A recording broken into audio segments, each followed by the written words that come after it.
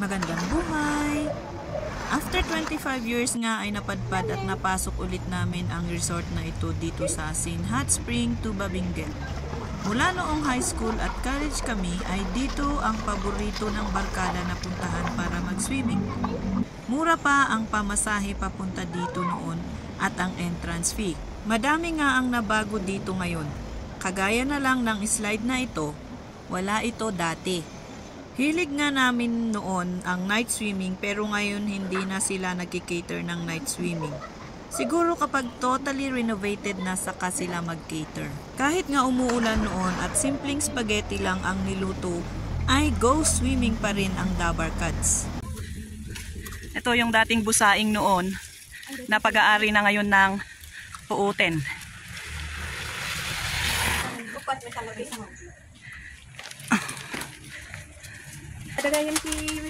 Pero may slide na.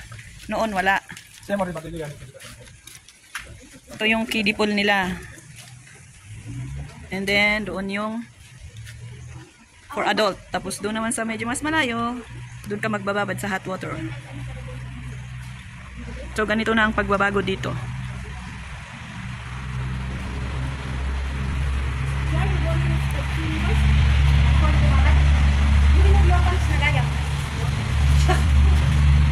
Sa ibaba ng mga punong iyan ay may third pool pa noon.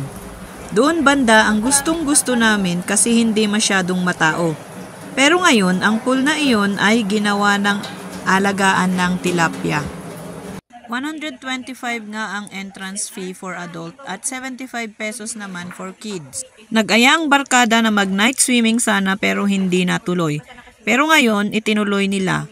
Hindi nga dito ang pupuntahan sana dahil sa purong hot spring sana at magbababad lang ng 20 minutes tas uwi na daw.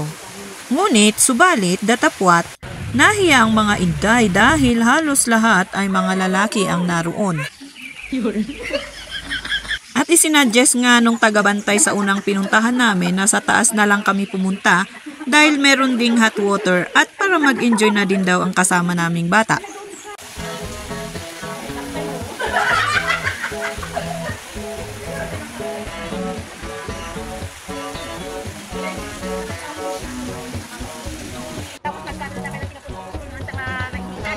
Parehas na, okay lang, napudot lang. Babat kami nakadaan tayo. Pero ano silbi na nga, may kayong lang.